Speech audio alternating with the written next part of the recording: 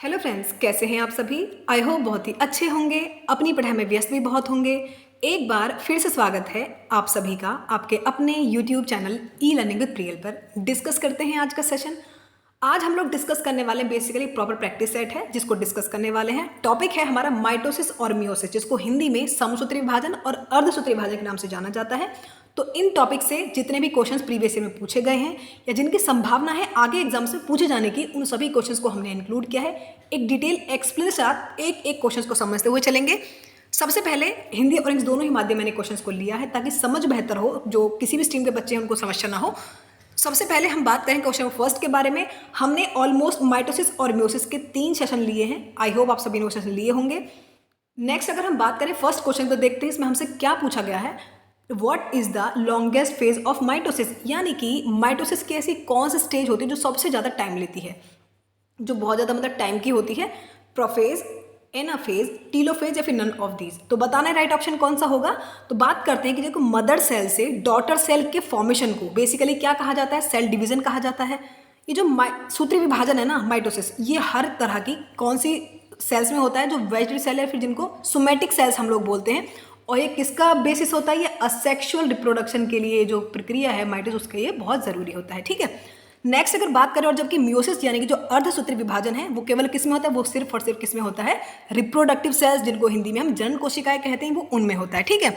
तो अब हम बात करते हैं माइटोसिस की स्टेज की। तो माइटोसिस की कई सारी स्टेज हैं, जैसे कि प्रोफेज है, जैसे कि मेटाफेज है, एनाफेज और टीलोफेज। तो पूछा गया कि सबसे टाइम कौन लेती है, तो ये जो प्रोफेज है सबसे स्टार्टिंग की स्टेज यही होती है और सबसे ज़्यादा कंप्लीट होने में टाइम भी इसी को लगता है। तो राइट ऑप्शन इज 1 यानी कि प्रोफेज। आई होप आप सभी के डाउट्स क्लियर हो गए होंगे। फिर भी कोई कमेंट में बताना कोई डाउट्स आपके रह गए हों। नेक्स्ट क्वेश्चन नंबर 2 पर हम लोग आ चुके हैं। देखते हैं इसमें हमसे पूछा क्या गया है। Meiosis was first observed bye, सबसे पहले जो अर्धसूत्री विभाजन है ये किसने खोजा था। ठीक है, बात करते हैं। ऑप्शन दिए गए हैं कॉस्टॉफ, पोर्टर, फार्मर एंड मूरे, कॉलिकर।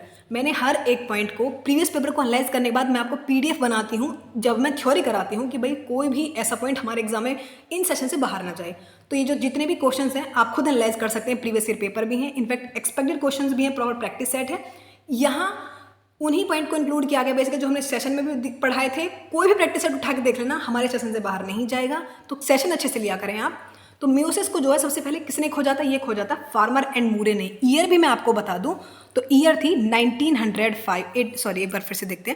1897 में इन्होंने इस चीज़ को कॉइन किया था, बेसिकली कौन सी टर्म को, मियोसिस को। ठीक है।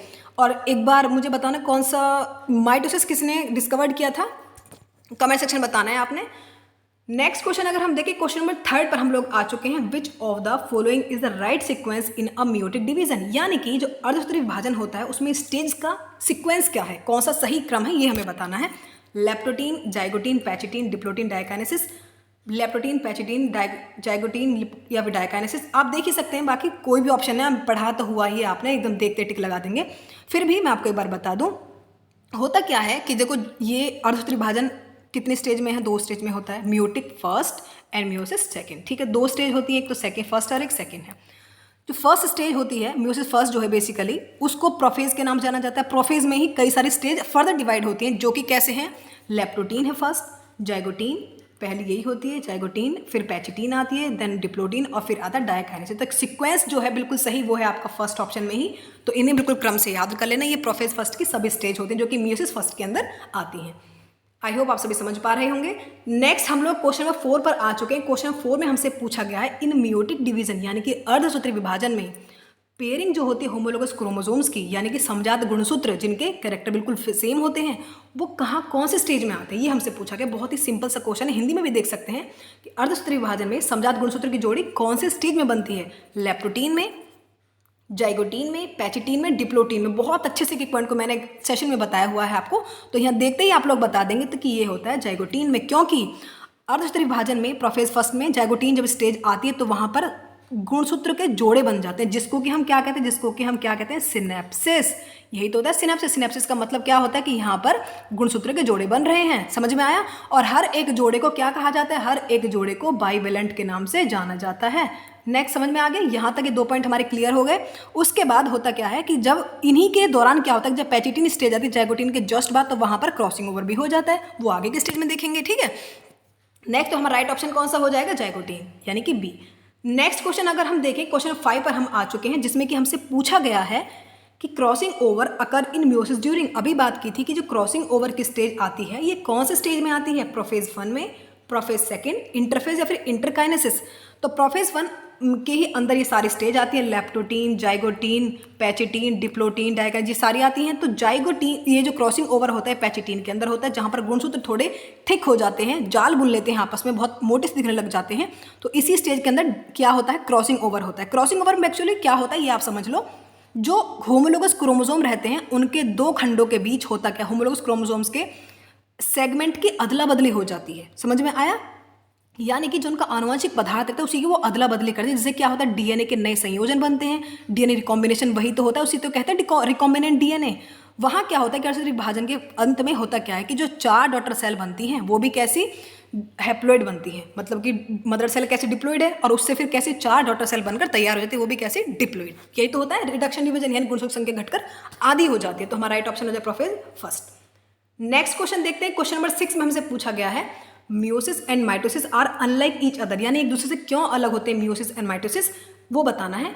क्योंकि homologous chromosome pair and exchange part, यानी कि हमसे पूछा गया कि जो समजात गुणसूत्र हैं उनके जोड़े बनते हैं और उनके भागों का आदान प्रदान होता है। हाँ जी, बात तो बिल्कुल ठीक है।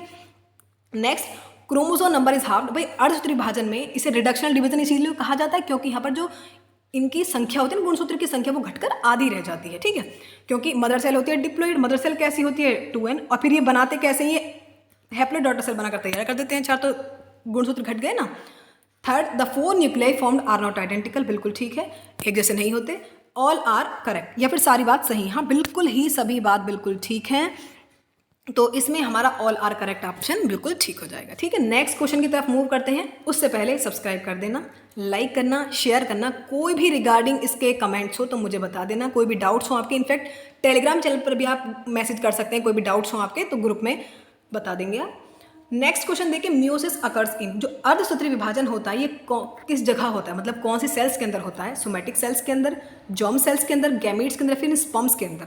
होता क्या है कि जो अर्धसूत्री विभाजन है बेसिकली ये, इसकी जो प्रक्रिया होती है सभी तरह की रिप्रोडक्टिव सेल्स कहें तो जॉर्म सेल्स कहें, एक ही बात होती है, उनके अंदर होती है। जबकि सोमैटिक सेल्स में इनका अभाव होता है, सोमैटिक सेल्स में अर्धसूत्री विभाजन देखने को नहीं मिलता है। वहाँ क्या होता है, वहाँ होता है सिर्फ माइटोसिस। ठीक है, जो मियोसिस रहता है इसमें होता क्या है कि इसके, मैंने बताया था कि 4 डॉटर सेल बनकर तैयार हो जाती हैं जो कि 2n की आधी यानी कि n रह जाती हैं। और ये सेक्सुअल रिप्रोडक्शन के लिए बहुत ही बेस्ट स्टेज होती है, यानी कि मियोसिस हर हाल में होना ही चाहिए। क्योंकि होता क्या है, देखो रिप्रोडक्शन में होता क्या है, एक मेल गैमिट और एक फीमेल गैमिट के जब उनका मतलब कि संयोजन होता है तभी तो जाइगोट बनता है। तो ये तो 100% जरूरी है कि मियोसिस हो हर हाल में। ठीक है, नेक्स्ट क्वेश्चन देखते हैं। क्वेश्चन नंबर 8 में हमसे पूछा गया meiotic cell division takes place in, यानी कि अर्धसूत्रीय कोशिका विभाजन कहाँ होता है, रूट टिप में, shoot tip, floral bud, all of these. इसका राइट ऑप्शन हो जाएगा फ्लोरल बड, यानी कि सी ऑप्शन ही हमारा ठीक हो जाएगा। ठीक है, नेक्स्ट क्वेश्चन देखिए, क्वेश्चन नंबर 9 में हमसे पूछा गया है which stage comes last during mitosis, यानी कि जब सूत्री विभाजन होता है, समसूत्री जिसको हम बोल सकते हैं, इसमें कौन सी स्टेज सबसे लास्ट में आती है। ऑप्शन गिवन है टीलोफेज, एनाफेज, मेटाफेज या फिर प्रोफेज। देखो एक्चुअल में क्या होता है कि जो माइटोसिस है वो सभी रोटेटेड सेल्स के अंदर होता है। इसकी खोज किसने की थी बेसिकली, मैं आपको एक बार बता दूं, ये क्वेश्चन हालांकि मैंने आपसे पूछा था लेकिन मैं रिप्लाई कर रही हूँ। फ्लेमिंग ने माइटोसिस को ये टर्म दी थी बेसिकली 1882 में इस चीज़ को बताया था। ठीक है, मतलब डिस्कवरी की थी बेसिकली। तो इसको होता क्या है कि माइटोसिस को कितने स्टेज में बांटा गया, माइटोसिस को कई सारे स्टेज हैं, जैसे कि प्रोफेज है, मेटाफेज है, एनाफेज है और टीलोफेज है, 4 स्टेज में बांटा गया है। सबसे लास्ट में आती है टीलोफेज, तो इसी का राइट ऑप्शन हो जाएगा हमारा 1 यानी कि ए। टीलोफेज सबसे लास्ट में आती है, प्रोफेज सबसे स्टार्टिंग में आती है। नेक्स्ट क्वेश्चन नंबर 10 की तरफ अगर हम मूव करें तो इसमें हमसे पूछा गया है ड्यूरिंग माइटोसिस, यानी कि समसूत्री विभाजन के दौरान जो न्यूक्लियर मेम्ब्रेन है ये डिसअपीयर, गायब हो जाती है कौन से स्टेज में जाकर, early prophase, late prophase, metaphase या फिर एनाफेज। तो बताएं जरा, क्योंकि मैंने पढ़ाया हुआ है आपको बहुत अच्छे से। होता क्या है कि जो माइटोसिस है इसमें लास्ट जो लेट प्रोफेज की स्टेज आती है ना, जैसे प्रोफेज खत्म होने वाला होता है तो उसी के साथ न्यूक्लियर मेम्ब्रेन, न्यूक्लियोलस और भी कई सारी ऑर्गेनेली ऐसी होती है जो कि कंप्लीटली डिसअपीयर हो जाती है। जब माइक्रोस्कोप की हेल्प से इन्हें देखा जाता है तो वहाँ ये दिखाई ही नहीं देती हैं, तब पता चलता है कि लास्ट में ये सारे जो ऑर्गेनेली हैं वो एब्सेंट हो, गायब हो गई हैं। ठीक है, तो right option is late prophase यानी कि B option. Next question, question number 11 की तरफ अगर हम मूव करें तो इसमें हम देखेंगे कि in which stage of mitotic cell division, यानी कि सूत्री विभाजन की किस अवस्था में जो क्रोमोसोम होते हैं वो अपनी पहचान खो देते हैं। ऐसी कौन सी स्टेज होती है, एक बार देखते हैं। प्रोफेज होता है, मेटाफेज, एनाफेज, टीलोफेज। भाई यहाँ तो प्रोफेज में तो खो नहीं सकते बिकॉज स्टार्टिंग की स्टेज है। मेटाफेज तो वो स्टेज है जहाँ पर एकदम क्लियरली दिखाई देते हैं क्रोमोसोम, तो आइडेंटिटी कैसे खो सकते हैं, एनाफेज या फिर टीलोफेज। देखो होता क्या है, सूत्री विभाजन की जो इसमें कई सारे स्टेज है, मैंने आपको बताया ही था। तो सबसे जो ये स्टार्टिंग स्टेज होती है ना, प्रोफेज सबसे स्टार्टिंग की है और टीलोफेज सबसे लास्ट की होती है। टीलोफेज स्टेज में होता क्या है कि जो गुणसूत्र होते हैं यानी कि क्रोमोसोम होते हैं अपनी पहचान खो देते हैं। तो राइट ऑप्शन इज डी। याद रखना है हमने एक एक पॉइंट को बहुत अच्छे से, एक एक एक्सप्लेनेशन जो मैं आपको दे रही हूँ उसे बहुत अच्छे से नोट करते चलना, क्योंकि इसके रिगार्डिंग हमारे कई सारे क्वेश्चंस और भी प्रिपेयर हो जाते हैं। नेक्स्ट अगर हम बात करें क्वेश्चन नंबर 12 की, जिसमें कि हमसे पूछा गया है crossing over takes place between, यानी कि जो जीन विनिमय है, इसको हिंदी में जीन विनिमय कहा जाता है, ये किसके बीच होता है। ऑप्शन गिवन है gametes of two different organism, यानी कि दो अलग अलग ऑर्गेनिज्म के गैमीट के बीच होता है, या फिर दो नॉन सिस्टर क्रोमेटिड होते हैं क्रोमोसोम को उसके बीच, या फिर दो सिस्टर क्रोमेटिड एक होमोलोगस पेयर के, या फिर नॉन सिस्टर क्रोमेटिड एक होमोलोगस पेयर के। हमें बताना है कि जो जीन विनिमय है इसकी घटना में होता क्या है कि जो होमोलोगस पेयर है उसके नॉन सिस्टर क्रोमेटिड के बीच कुछ सेगमेंट्स की अदला बदली हो जाती है, जिससे जेनेटिक रिकॉम्बिनेशन होता है। जेनेटिक रिकॉम्बिनेशन होगा तो विभिन्नताएं आएंगी, मतलब वेरिएशंस आएंगी। तो यही अर्धसूत्री विभाजन की प्रोफेज फर्स्ट की पैचिटीन स्टेज में होता है। तो राइट ऑप्शन हो जाएगा हमारा डी, यानी कि नॉन सिस्टर क्रोमेटिड, वो भी होमोलोगस पेयर्स के बीच। Is that clear? Next question है mitotic division takes place in, यानी कि समसूत्री विभाजन जो होता है ये कहाँ होता है, कौन सी स्टेज है, मतलब कि कौन से सेल्स हैं, haploid cells, diploid sales, both haploid and diploid sales, या फिर डिप्लॉइड सोमैटिक सेल्स। बताना है कि जो सोमैटिक सेल्स के अंदर होता है, ये कंप्लीटली वैसे तो बात है ही भाई, सेक्सुअल प्रोडक्शन के बेसिस है तो सोमैटिक सेल्स के अंदर होता है। इसमें होता है कि ऑर्गेनिज्म की ग्रोथ के लिए रिस्पॉन्सिबल होता है। इसमें होता क्या है कि जो डॉटर सेल होती हैं वो मदर सेल की जितने क्रोमोसोम रहते हैं उतने के ही बराबर रहती हैं। जितनी मदर सेल के क्रोमोसोम नंबर रहते हैं, जो डॉटर सेल बनेंगी ना उनके क्रोमोसोम भी उतने ही होते हैं।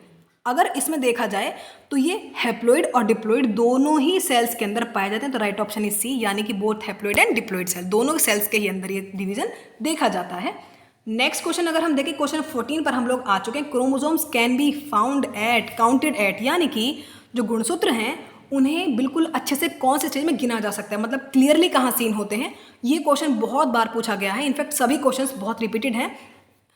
प्रोफेज, मेटाफेज, एनाफेज या फिर टीलोफेज। गुणसूत्र को गिनने के लिए सबसे अच्छी स्टेज है वो होती है आपकी मेटाफेज। यहाँ पर जो सारे गुणसूत्र है वो इक्वेटर पर आकर एक लाइन में लग जाते हैं और उनको आसानी से वहाँ गिना जा सकता है। तो right option is B. Next question number 15 पर हम लोग आ चुके हैं, जिसमें कि हमसे पूछा गया है, क्वेश्चन 15 में हमसे क्या पूछा गया है, which of the following is not a part of chromosome, यानी कि इनमें से कौन सा भाग ऐसा है जो कि क्रोमोसोम का नहीं है, ये बताना है। क्रोमेटिड भाई ये तो एक्चुअल में होते हैं, टीलोमियर्स ये भी होते हैं, प्राइमरी कॉन्स्ट्रिक्शन ये भी क्रोमोसोम का पार्ट होते हैं, लेकिन माइक्रोट्यूब्यूल्स ये कहाँ क्रोमोसोम का पार्ट होते हैं। तो यही हमारा राइट ऑप्शन हो जाएगा डी। माइक्रोट्यूब्यूल्स बिल्कुल भी क्रोमोसोम का पार्ट नहीं होते हैं। बाकी इसके अलावा सैटेलाइट और ये primary constriction, secondary constriction, matrix, chromatid ये सभी भाग होते हैं, लेकिन भाई माइक्रोट्यूब्यूल्स नहीं होता है। तो यही हमारा राइट ऑप्शन हो जाएगा। Next question, question number 16 again important question है। डिसजंक्शन यानी कि वियोजन जिसे कहते हैं, ये रेफर क्या करता है, यानी कि इसमें होता क्या है। तो इसका डायरेक्ट आंसर देख लेते हैं। डिसजंक्शन में होता क्या है कि जो होमोलोगस क्रोमोसोम्स होते हैं वो एनाफेज स्टेज जो होती है ना फर्स्ट वाली, वहाँ पर कंप्लीटली अलग हो जाते हैं। उन्हीं के अलगाव को, यानी कि जब होमोलोगस क्रोमोसोम अलग हो जाते हैं उसी को डिसजंक्शन के नाम से जाना जाता है। ठीक है, तो हमारा राइट ऑप्शन हो जाएगा 15 का 16 का 1। इसी के साथ हमारे टॉप क्वेश्चंस खत्म होते हैं। लाइक करना, शेयर करना, सब्सक्राइब करना। सब्सक्राइब करने में कंजूसी मत किया करो, बहुत ही सुबह कंसेप्ट आपको दिए जाते हैं और बहुत जल्दी ही आप इनको कंप्लीट भी करें ताकि हम जल्दी से टीजीटी पीजी का सिलेबस कंप्लीट करें। इनफैक्ट एलटी, जीआईसी बहुत सारे इनसे रिगार्डिंग टॉपिक हैं वो भी हम कंप्लीट कर लेंगे। सो मिलते हैं नेक्स्ट वीडियो साथ, तब तक के लिए bye. Thank you so much for watching.